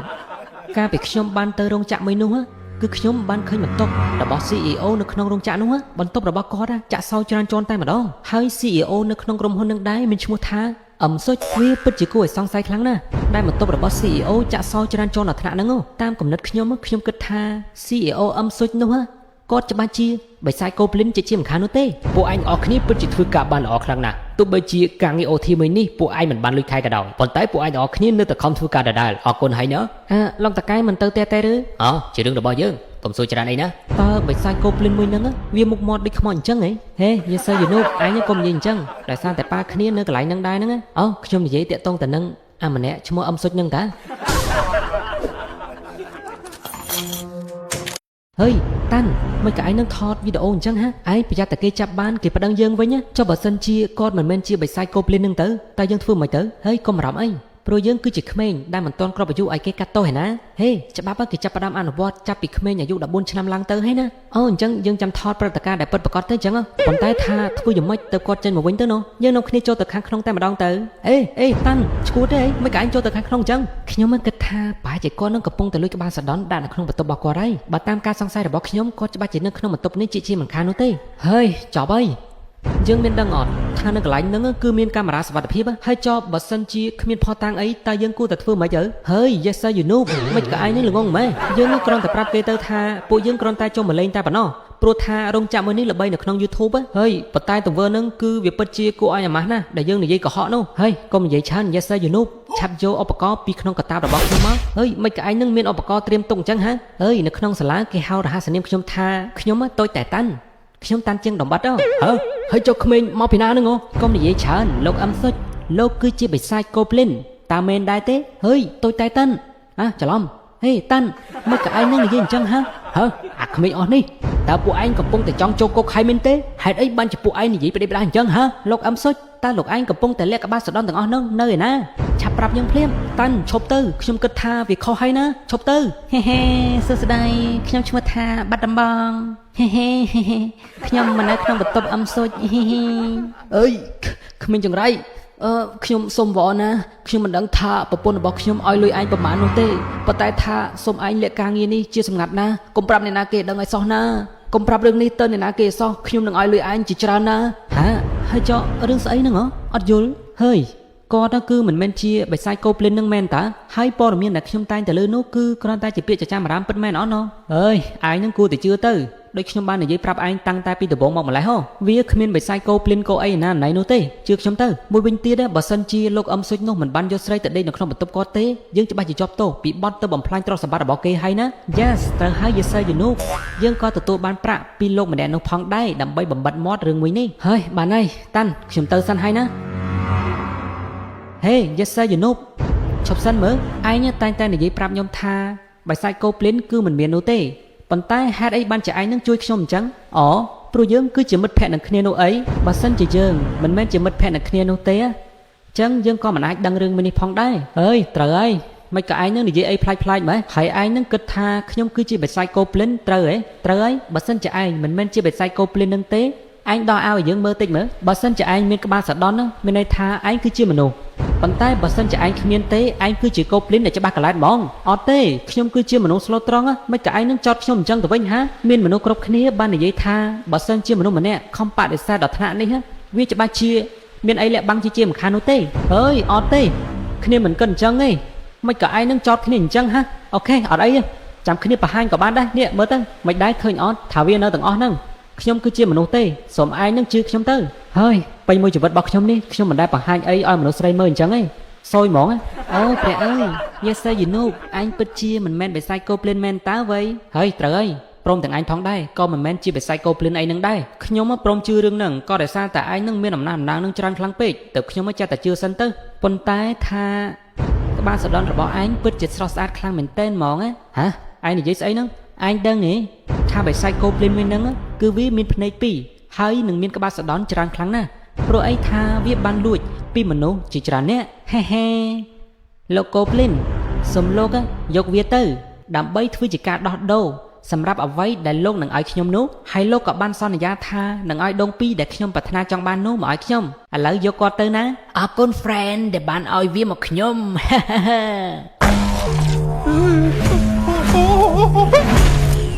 ក្រោយពីបិសាចកូភ្លិនមួយនោះគាត់បានសម្លាប់យេសើយនូបរួចមកចែតាន់របស់យើងគាត់ក៏មានដងពីរយ៉ាងធំតែម្ដងហើយឥឡូវនេះគាត់បាននិយាយគ្នាជាមួយនឹងមិត្តភក្តិរបស់ប្រូយេសើយនូបទៀតហើយដែលគាត់កំពុងតែមានបំណងចង់បានអីបន្តទៀតនោះទេហើយតាំងតែពីដើមសាច់រឿងមកនោះកញ្ញាតាន់មួយនេះគាត់ចង់បានដងចំនួន2ផ្លែទើបគាត់ដោះដូរជាមួយនឹងសដន់របស់មនុស្សប្រុសទាំងអស់នេះហើយនៅចុងបញ្ចប់នៃសាច់រឿងគាត់កំពុងតែអូកាឡាតាក់យកប្រូខិនឆាណាទៀតហើយសាច់រឿងរបស់យើងក៏ចប់ត្រឹមតែប៉ុណ្ណេះI'm okay ណា Kinchana ដើមនៃសាច់រឿងដំបូងនឹងគឺមាននារី2នាក់ដែលគាត់ត្រូវជាមិត្តភក្តិនឹងគ្នា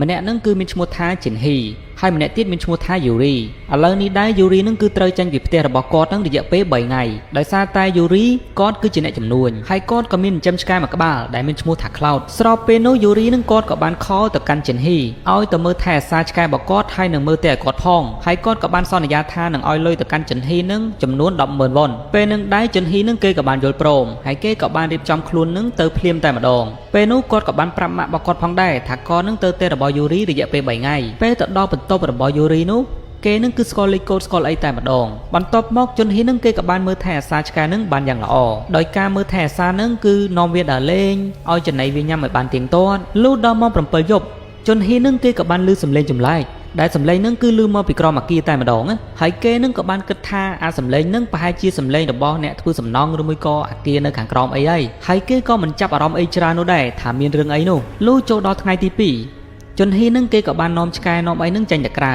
ដែលមុននឹងចេញនឹងគឺគេបានខលតាណាត់មិត្តភក្តិរបស់គេចំនួន2នាក់ផ្សេងទៀតហើយជន់ហ៊ីនឹងគេក៏បានខលប្រាប់ទៅកាន់មិត្តភក្តិរបស់គេចំនួន2នាក់នឹងឲ្យមកលេងគេផងហើយជន់ហ៊ីនឹងគេក៏បានបញ្ជាក់ផងដែរថាយូរីនឹងគឺអត់ប្រកាន់អីទេបើសិនជាគេអបសុកអីគឺអាចខលហៅមិត្តភក្តិឲ្យមកលេងគេបានណាបន្ទាប់មកគេនឹងក៏បាននាំឆ្កែមួយនោះចេញទៅក្រៅដើម្បីទិញអីយកមកញ៉ាំអីចឹងដែលមុននឹងចេញទៅក្រៅនឹងដែរគឺថាដាក់មកពូតសិនតាបន្ទាប់មកជន់ហ៊ីនឹងគេក៏បានចេញទៅក្រៅ ហើយដូចជាឃើញមានកដាស់អីនឹងបិទនៅមុខបន្ទប់របស់គេហើយវាក៏បានរសាត់ធ្លាក់នៅក្បែរនឹងផងដែរបន្ទាប់មកខ្សែរឿងគេក៏បានកាត់បង្ហាញពីមិត្តភ័ក្តិរបស់ចិនហ៊ីដែលពេលនេះដែរគឺគេបានទិញអីមកញ៉ាំជាមួយនឹងមិត្តភ័ក្តិរបស់គេនឹងច្រើនខ្លាំងតែមែនទែនអំឡុងពេលនោះមិត្តភ័ក្តិគេទាំង3នាក់នឹងគឺគេញ៉ាំបដើនិយាយដើមម្ចាស់ផ្ទះបដើគេបាននិយាយថាអាយូរីនឹងប្រហែលជាទៅដែតជាមួយនឹងអ្នកណាអ្នកណីហើយធ្វើអញអីណាឲ្យមកមើលផ្ទះឲ្យហើយថារវល់ធ្វើការងារជំនួញអីចឹងនិយាយទៅរឿងតុក្កតានឹងឲ្យតែមានតួអង្គស្រីនឹងគឺនិយាយដើមគេរហូតបន្ទាប់មកពួកគេទាំង3នាក់នឹងក៏បាននិយាយគ្នាហើយក៏បានសើចស្របពេលនោះក៏ស្រាប់តែសម្លេងក៏លន់លឺម្ដងទៀតហើយដែលមានមិត្តភ័ក្តិម្នាក់នឹងគាត់បានសួរថាចុនហ៊ីតាសម្លេងនឹងគឺជាសម្លេងអីចុនហ៊ីក៏បានតបថាគេនឹងគឺមិនដឹងនោះទេមិនដឹងថាអាសម្លេងនឹងគឺគេកំពុងតែធ្វើអីនៅខាងក្រោមនោះទេហើយការប្រយុទ្ធមិញនឹងក៏គេបានឮសម្លេងនឹងផងដែរអំឡុងពេលនោះក៏មានមិត្តភ័ក្តិម្នាក់ទៀតរបស់អាចុនហ៊ីនឹងក៏បាននិយាយថាសំឡេងនឹងដូចជាមិនមែនជាសំឡេងមនុស្សធ្វើសំណងអីសោះហើយក្នុងបរិវេណអាគារនេះគ្មានអ្នកណាគេហ៊ាននិយាយលឺអីនោះទេហើយមិនក៏មានមនុស្សបង្កជាសំឡេងរំខានអញ្ចឹងស្របពេលដែលពួកគេទាំងអស់គ្នាកំពុងតែនិយាយគ្នានោះក៏ស្រាប់តែមានបរិសុទ្ធចម្លែកម្នាក់ដែលគាត់នឹងយកกระดาษអីនោះទេបានមកបិទមុខបន្ទប់របស់ជុនហេនឹងលុះបន្ទាប់មកទៀតពួកគេទាំង3នាក់នឹងក៏បានបែងចែកផ្លូវគ្នាទៅដែល2នាក់គេនឹងគឺបានវិលត្រឡប់ទៅកាន់ផ្ទះរបស់គេវិញហើយបន្ទាប់មកជុនហេនឹងគេក៏បានទៅសម្អាតអាហារដែលគេបានញ៉ាំមិញហ្នឹងស្របពេលនោះក៏ស្រាប់តែគេក៏បានឮសំឡេងចុចកណ្ដឹងនៅខាងមុខបន្ទប់ហើយគេក៏បានទៅបើកទ្វារមើលតែម្ដងហ៎លោកគឺជាពីណាគេហ្នឹងហ៎នាងមិនចេះអានអក្សរដែលខ្ញុំបានបិទឲ្យនាងទេអីខ្ញុំសួរថានាងចេះអានខ្មែរអត់ហេលោកច្រឡំតែដឹងអានឹងគឺជាភាសាកូរ៉េតើហេលេខសតប់តែដឹងអីច្រឡំពិតមែនខ្ញុំមកសួរនាងម្ដងទៀតតើនាងមិនចេះអានអក្សរកូរ៉េដែលខ្ញុំសរសេរនេះទេអីបន្ទាប់មកបរិសុទ្ធចម្លែកម្នាក់នឹងមិនដឹងថាធ្វើអីទៅកាន់ជន់ហេនោះទេហើយអក្សរដែលបានសរសេរដាក់នៅលើណូតមួយនោះគឺមានអត្ថន័យថាខ្ញុំនឹងសម្លាប់អ្នកបើសិនជាអ្នកបង្កសម្លេងរំខានហើយត្រង់កន្លែងហ្នឹងអ្នកទាំងអស់គ្នាទាយមើលថាតើបរិសុទ្ធម្នាក់ហ្នឹងជាអ្នកបង្កសម្លេងរំខានឬមួយក៏ជន់ហ៊ីគឺជាអ្នកបង្កសម្លេងរំខានឬមួយក៏បន្ទប់ផ្សេងមួយទៀតដែលបានបង្កសម្លេងរំខានទៅកាន់បន្ទប់របស់បរិសុទ្ធចម្លែកម្នាក់នោះអ្នកទាំងអស់គ្នាកុំភ្លេចគិតជាមួយនឹងadminទាំងអស់គ្នាណាលុះដល់3ថ្ងៃក្រោយយូរីគេក៏បានវិលត្រឡប់មកកាន់ផ្ទះរបស់គេវិញហើយនាងក៏បាននិយាយថាជន់ហ៊ីគឺមិនលើកទូរស័ព្ទមិនឆ្លើយតបជាមួយនឹងនាងតតែសោះដែលនាងម្នាក់នោះកំពុងតែធ្វើអីនៅក្នុងផ្ទះរបស់គេទៅស្របពេលនោះយូរីនឹងគេក៏បានឃើញកដាស់ដែលបានជ្រុះមុខបន្ទប់របស់គេនឹងពេញតាណាពេញតណៃតែម្ដងហើយគេក៏បាននិយាយថាអូខ្ញុំនឹងភ្លេចប្រាប់ទៅកាន់ជន់ហ៊ីតើនេះបរោះដែលនៅក្រោមអគាររបស់ខ្ញុំនឹងគឺគាត់មានជំងឺផ្លូវចិត្តហើយត្រូវរក្សាមាត់កនឹងកុំឲ្យលឺសំឡេងខ្លាំងពេកបន្ទាប់មកយូរីនឹងគេក៏បានចូលទៅក្នុងផ្ទះហើយក៏បានឃើញថានៅក្នុងនឹងគឺអត់មានមនុស្សតទេសោះបន្ទាប់មកយូរីនឹងគេក៏បានរត់រកជន់ហ៊ីឲ្យពេញបន្ទប់តែម្ដងហើយគេក៏បានឃើញត្រឹមតែកូនឆ្កែនៅក្រោមគ្រែតែប៉ុណ្ណោះស្របពេលនោះគេក៏បានឃើញទូរស័ព្ទរបស់ជន់ហ៊ីដែលគេទុកនៅលើតុបន្ទាប់មកយូរីនឹងគេក៏បានយកទូរស័ព្ទរបស់គេនឹងខលទៅកាន់មិត្តភ័ក្តិផ្សេងទៀតរបស់ជន់ហ៊ីម្នាក់នឹងគឺបានឆ្លើយថាគេមិនដឹងអីនោះទេថ្ងៃទី2ដែលគេទៅផ្ទះរបស់យូរីនឹងគឺគេបានញ៉ាំអីជាមួយគ្នាទេតើហើយគេក៏បានឃើញជន់ហ៊ីនឹងគេនៅនឹងតើអត់មានរឿងបញ្ហាអីផងមិត្តភ័ក្តិម្នាក់ទៀតនឹងក៏បានបញ្ជាក់ប្រាប់ថាគេមិនអាចតាក់ទងជន់ហ៊ីបាននឹងតាំងតែពីថ្ងៃហ្នឹងមកបន្ទាប់មកយូរីនឹងគេក៏បាននឹកឃើញឲ្យពូសន្តិសុខនៅផ្ទះមួយនឹងឆែកកាមេរ៉ាសុវត្ថិភាពមើលបន្ទាប់មកលោកពូសន្តិសុខនឹងក៏បានឆែកកាមេរ៉ាសុវត្ថិភាពក៏បានឃើញថាជន់ហ៊ីនឹងគេចូលមកក្នុងអគារមួយនេះប៉ុន្តែមិនឃើញគេនឹងចេញទៅក្រៅនោះទេបន្ទាប់មកយូរីនឹងគេក៏បានដាក់ការសង្ស័យថាច្បាស់ជាមានរឿងអីពាក់ព័ន្ធទៅនឹងលោកពូដែលនៅក្រោមអគាររបស់គេហ្នឹងហើយគេក៏បានហៅប៉ូលីសដើម្បីទៅសាកសួរលោកពូម្នាក់ហ្នឹងតែម្ដងសុំទោសលោកពូតើលោកពូគឺជាអ្នកសរសេរអ្វីដែលនៅលើនេះមែនអត់អត់ទេខ្ញុំអត់ដឹងរឿងអីទេឃើញអត់អ្នកនាងគាត់បានឆ្លើយថាមិនដឹងរឿងអីទេចឹងប្រហែលជាមិនមែនជាគាត់នោះទេប៉ុន្តែខ្ញុំសង្ស័យថាគាត់គឺជាអ្នកធ្វើបន្ទាប់មកយូរីនឹងគេក៏បានឃើញជៀនដែលជារបស់ជន់ហ៊ីហើយវាគឺនៅក្នុងបន្ទប់របស់លោកពូនោះតែម្ដងអំឡុងពេលនោះលោកពូម្នាក់នឹងគាត់ក៏បានបើកទ្វារមកវិញហើយគាត់ក៏បាននិយាយថាខ្ញុំបានឆ្លើយប្រាប់នាងហើយតើនាងឆាប់ចាញ់ពីបន្ទប់ខ្ញុំភ្លាមចំណែកឯលោកប៉ូលីសទាំងអស់នឹងក៏បាននិយាយថាយើងមិនអាចចោទប្រកាន់ទៅអ្នកណាគេម្នាក់បាននោះទេដូចនេះអ្នកនាងត្រូវតែសរសេរសំណុំបែបបទថាមិត្តភ័ក្តិរបស់អ្នកនាងត្រូវបានបាត់ខ្លួនដោយសារតែគាត់សង្ស័យទៅកាន់លោកពូម្នាក់នោះខ្លាំងពេកគាត់ក៏បានចូលទៅក្នុងបន្ទប់របស់ពូនឹងតែម្ដង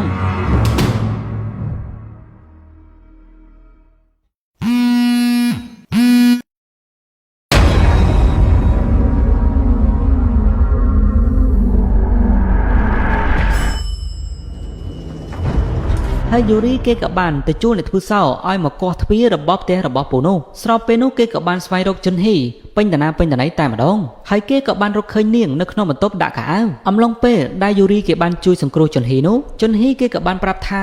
គឺលោកពូម្នាក់នោះបាននិយាយថាឯងបានបង្កសម្លេងរំខានទៅកាន់គាត់តើឯងបានបង្កសម្លេងរំខានអីទៅកាន់បន្ទប់របស់គាត់ស្របពេលនោះយូរីនឹងគេក៏បានប្រាប់ទៅកាន់ជន់ហ៊ីថាកុំឲ្យនិយាយច្រើនអីយើងទៅរកប៉ូប៉ូលីសតែម្ដងទៅតែចៃដន្យអីលោកពូដែលត្រូវជាអ្នកជិតខាងនោះក៏បានទិញស្រាហើយក៏បានវិលមកកាន់បន្ទប់របស់គាត់វិញហើយពួកគេទាំងពីរនាក់ក៏បានរកកន្លែងពួនសិន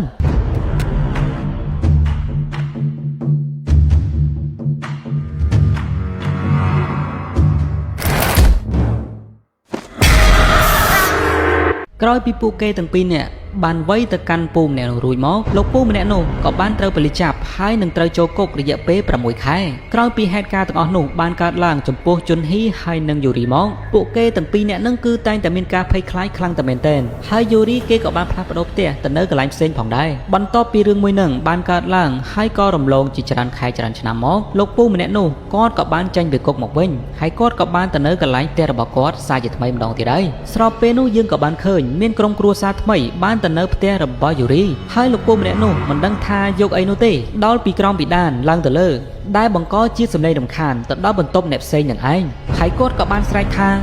ឆ្លងណើ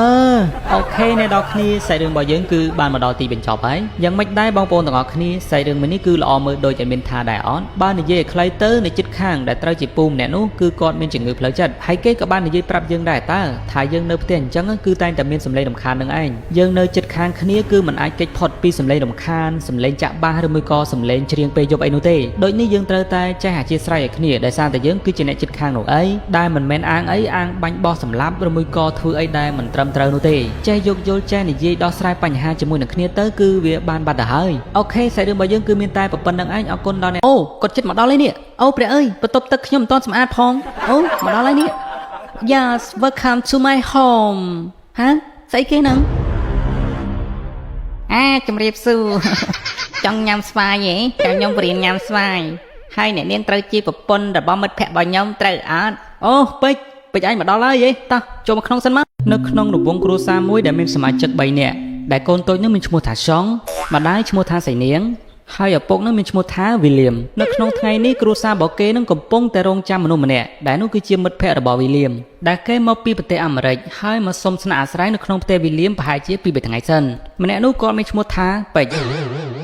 ហេបងឯងលើកជើងតិចមើលក៏ក្រិចណាស់ហេ you are my lucky man មិនក៏បងឯងនឹងទម្លាប់អាក្រក់អញ្ចឹងណាបងឯងអត់ឃើញខ្ញុំនឹងកំពុងតែសម្អាតផ្ទះទេអីបើមិនបានជួយជោគជួយចៅទេកុំយកជើងរៀតទឹកឯសោះសំហ្មងហេមិនក៏អូនឯងនឹងថ្ងៃនេះសម្អាតផ្ទះច្រើនដងហ្មងសម្អាតរហូតដល់2 3 ដងក្នុងមួយថ្ងៃនេះឬមួយក៏អូនឯងធ្វើសម្រាប់អាប៉ែពេជ្រអូនធ្វើអញ្ចឹងឯងដើម្បីកុំឲ្យផ្ទះរបស់យើងនឹងវាកក្រិចនោះហើយធ្វើអញ្ចឹងដើម្បីលើកមុខលើកមាត់បងឯងកុំឲ្យគេថាប្រពន្ធបងឯងនឹងគឺវាខ្ជិលតាំងតែពីថ្ងៃការរបស់យើងមកខ្ញុំមិនដែលឃើញមិត្តភក្តិបងឯងនឹងមកលេងអីសោះណាមួយមិត្តភក្តិម្នាក់នឹងបងឯងទុកគាត់ដូចជាបងប្អូនប្រកាសអញ្ចឹងខ្ញុំត្រូវតែយកចិត្តទុកដាក់បន្តិចហើយអូគាត់ចិត្តមកដល់ហើយនេះអូព្រះអើយបន្ទប់ទឹកខ្ញុំមិនទាន់សម្អាតផងអូមកដល់ហើយនេះ Yes welcome to my home ហាស្អីគេហ្នឹងជំរាបសួរចង់ញ៉ាំស្វាយហ៎ខ្ញុំបរៀនញ៉ាំស្វាយហើយអ្នកនាងត្រូវជាប្រពន្ធរបស់មិត្តភក្តិរបស់ខ្ញុំត្រូវអត់អូពេជ្រឯងមកដល់ហើយតោះចូលមកក្នុងសិនមកពេជ្រមិនក៏ឯងនឹងបែកញើសខ្លាំងម៉េចមានបញ្ហាអីមែនខ្លួនរបស់ខ្ញុំវាបែកញើសជាងឯងដោយសារតែអាកាសធាតុវាក្តៅពេកហ្នឹងហើយខ្ញុំពិតជាហត់នឿយខ្លាំងនេះសុំសម្រាប់បន្តិចបានអត់កក្រិចណាស់កូនខ្ញុំវាចេះតែនិយាយលេងទេសុំទោសផងលោកឥឡូវលោកចូលទៅខាងក្នុងសិនទៅចាំខ្ញុំជួយរៀបចំឲ្យបានឲ្យណាហេបងកុំភ្លេចយកកាបូបរបស់គាត់នឹងលាងឲ្យស្អាតផងមុននឹងយកចូលទៅខាងក្នុងណា Yes okay អូន Yes oh my god លុះបន្ទាប់មកម្នាក់នឹងគាត់ក៏បានញ៉ាំបាយជាមួយនឹងក្រុមគ្រួសាររបស់ពួកគេប៉ុន្តែមានអារម្មណ៍ថាបរិមម្នាក់នឹងគឺបែកញើសជាប់មករហូតតែម្ដងចំណែកឯសេនាងវិញគឺគាត់ពិតជារអើមខ្លាំងមែនតែនដោយសារថាមិនក៏ម្នាក់នឹងមានមៀតថតហើយបែកញើសជាប់រហូតអញ្ចឹងអូពេជ្រឮថាឧត្តមគេក៏បានមកជាមួយនឹងឯងដែរហើយគេនៅណាហើយពេលណាបានឯងនឹងចង់ត្រឡប់ទៅវិញមុនដំបូងគេថាមកដែរប៉ុន្តែគេជាប់ដាច់ជាមួយនឹងសង្សារគេបាត់ហើយគ្នាមិនងាយត្រឡប់ទៅវិញទេប្រហែលជាអាចស្នាក់នៅទីកន្លែងនេះមួយខែឬមួយក៏2 ខែអីហើយមើលទៅខ្ញុំមកប្រទេសកូរ៉េហ្នឹងក៏ដោយសារតែប្រទេសកូរ៉េចាប់អារម្មណ៍តាក់ទងទៅនឹងការស្រាវជ្រាវរបស់ខ្ញុំហើយឯងនឹងសួរខ្ញុំអញ្ចឹងនឹងចង់ដេញខ្ញុំមកឆាប់ទៅវិញមែនអូអត់ទេគ្នាមានចង់មានន័យថាអញ្ចឹងណាឯងនៅប្រហែលថ្ងៃក៏នៅទៅអូនសម្លាញ់អូនឯងទៅយកម្ហូបថ្មីមក វាអស់បាត់ទៅហើយនឹងអើយចិត្តតែផ្លេចនេះតាមអត្តចរិតរបស់ខ្ញុំខ្ញុំមិនឲ្យពួកឯងនឹងខកចិត្តនោះទេនេះខ្ញុំមានកាដូខ្លះឲ្យពួកឯងទាំងពីរនាក់ Wow oh my god តើនឹងគឺជាអ្វី What is this ហ៎ក៏គ្រិចណានឹងគឺជាចាហួយស្វាយខ្ចីដែលធ្វើពីដៃខ្ញុំផ្ទាល់តែម្ដងញ៉ាំទេនៅក្នុងចាហួយស្វាយខ្ចីនេះគឺមានផ្សំធាតុប្រូតេអ៊ីនខ្លាញ់ប្រេងត្រីហើយមានរសជាតិឈ្ងុយឆ្ងាញ់ទៀតជំនួយសុខភាពពេញតែម្ដងហើយពេលដែលយើងញ៉ាំច្រើនទៅមិនធ្វើឲ្យយើងឡើងទម្ងន់នោះទេមើលឲ្យគ្នាភ្លក់មើលតិចមើល Wow ឆ្ងាញ់មែនខ្ញុំមិនដែលបានភ្លក់អ្វីដែលឆ្ងាញ់ដូចអញ្ចឹងទេនេះ Wow perfect ប៉ុន្តែវាមានទៀតអត់កុំបារម្ភអីវាមានច្រើនណាស់ពេជ្របានដាក់មកច្រើនខ្លាំងណាស់ស្របពេលនោះសេនានឹងគាត់ពិតជារអើមខ្លាំងមែនទែនដោយសារតែគេនឹងគឺបែកញើសស្នាមពេញតាណាពេញតណៃពេញតែផ្ទះគេតែម្ដងលោកពេជ្រគាត់បានស្នាក់នៅក្នុងផ្ទះរបស់សេនាងហើយនឹងវេលាមអស់រយៈពេល2-3ថ្ងៃក្រោយមកគ្រប់អីវ៉ាន់ឬមួយក៏កន្លែងដែលគេធ្លាប់ប្រើប្រាស់នឹងគឺសិតតែញើសរបស់ប៉ែពេជ្រនឹងតែម្ដងដោយសារតែមិនអាចទ្រាំបានជាមួយនឹងការសម្អាតផ្ទះរងថ្ងៃនោះសេនាងគេក៏បានទៅប្រាប់ប្តីរបស់គេបងសម្លាញ់បងឯងសាទៅនិយាយជាមួយគាត់មើលអូនធុញនឹងសម្អាតទេនេះ I really tired why you don't believe me he so កក្រិចពីមួយថ្ងៃទៅមួយថ្ងៃនឹងខ្ញុំអង្គុយតែជូតញើសរបស់គាត់នេះបងឯងមើលសំបីតែរបស់របស់គាត់ដែលញ៉ាំហើយនឹងក៏ញ៉ៃញ៉ៃដែរតែខ្ញុំគឺជាអ្នកអនាម័យដើរតែសម្អាតសម្រាមទាំងអស់ហ្នឹងមែនអូខេ You trust me I don't trust you I will tell him ពេលដែលគាត់នឹងមកពីមន្ទីរពិសោធន៍វិញស្របពេលនោះពេជ្រនឹងគេក៏បានវិលត្រឡប់មកពីកន្លែងដែលគេនឹងធ្វើការវិញហើយបន្ទាប់មកវីលៀមនឹងគេក៏បាននិយាយជាមួយនឹងពេជ្រហើយពេជ្រគេក៏បានប្រាប់ថាគេនឹងចាក់ចេញនៅចុងខែនេះ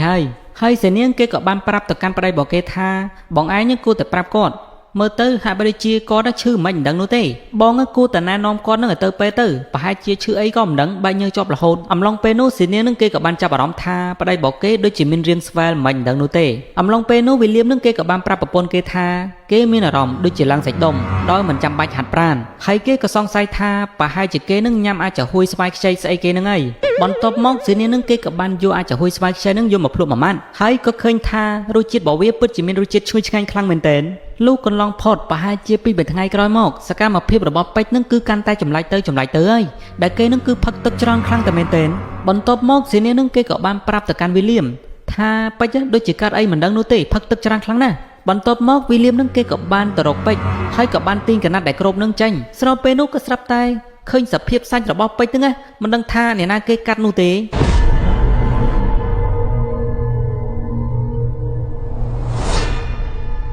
បន្តមកទៀតគេនឹងក៏បាននិយាយជាមួយនឹងគ្នាពេជ្រគេបាននិយាយរៀបរាប់តាក់ទងទៅនឹងការស្រាវជ្រាវរបស់គេបានរៀបរាប់ថា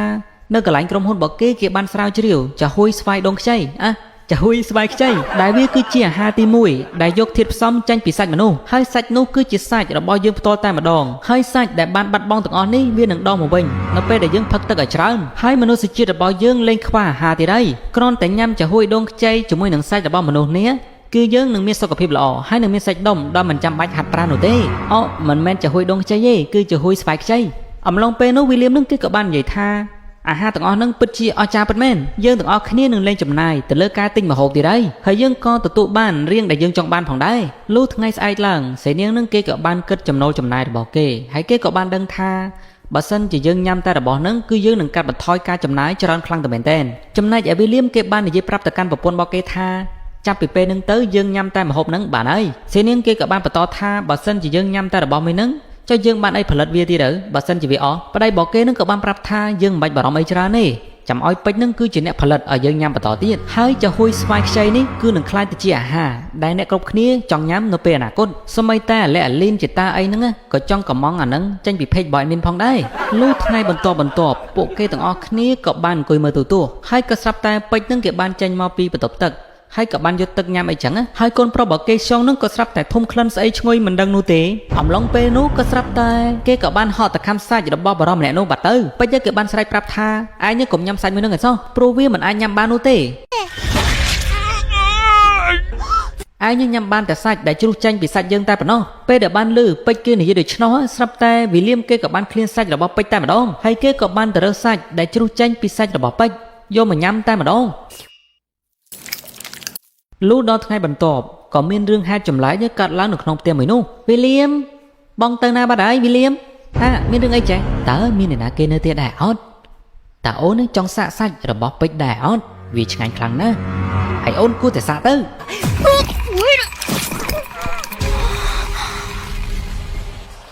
អ្នកណាក៏បានដែរជួយខ្ញុំផងគេស៊ីខ្ញុំហើយ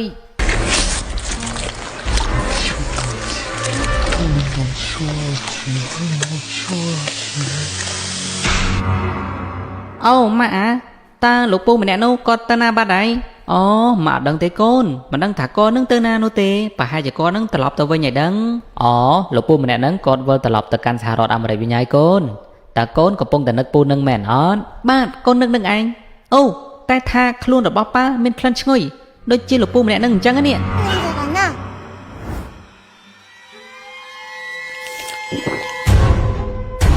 អូខេបងប្អូនទាំងអស់គ្នាសាច់រឿងរបស់យើងគឺមកដល់ទីបញ្ចប់ហើយនៅចុងបញ្ចប់នៃសាច់រឿងហ្នឹងគឺយើងអាចដឹងថាតើវិលៀមនឹងក្លាយទៅជាចំណីរបស់គ្រួសាររបស់គេហ្នឹងឬមួយក៏មិនដឹងនោះទេដោយសារតែវិលៀមហ្នឹងគេបានញ៉ាំចាហួយស្វាយខ្ចីរបស់ពេជ្រហើយខ្លួនរបស់គេហ្នឹងគឺចាប់ផ្ដើមមានក្លិនឈ្ងុយដូចជាពេជ្រផងដែរហើយអាការៈរបស់គេហ្នឹងគឺចាប់ផ្ដើមឡើងថត់ហើយនឹងបាច់ញើសដូចជាការដែលពេជ្រមកមុនដំបូងអញ្ចឹងអូខេរឿងរបស់យើងគឺមានតែប៉ុណ្្នឹងឯងអរគុណដល់អ្នកនរគ្នាសម្រាប់ការតាមដានទស្សនាវីដេអូនេះពីដើមរហូតដល់ចប់បាយបាយសួស្តីបងប្អូនទាំងអស់គ្នាបើសិនជាបងប្អូនចង់ទិញឈុតកៅអៅកីឡាឬមួយក៏ជាលីអូរបស់បរោពុកម៉ែបងប្អូនអាចស្វែងរកបាននៅក្នុង page Man KS ហើយនឹង page មួយទៀតដែលមានឈ្មោះថា SKS Store ដែលឈុតកៅអៅកីឡារបស់គាត់សុទ្ធតែជាអីវ៉ាន់ដែលមានគុណភាពខ្ពស់ហើយមានច្រើនម៉ូដច្រើនទំហំច្រើនពណ៌សម្រាប់ឲ្យសុភាពបរោរបស់យើងរើសបានតាមតម្រូវការដើម្បីសាកសួរព័ត៌មានបន្ថែមពុកម៉ែបងប្អូនអាចឆាតចូលទៅក្នុង page ផ្ទាល់ឬមួយក៏ឆាតទៅតាម Telegram ដែលបានតម្លាក់នៅក្នុង comment មួយនេះអរគុណ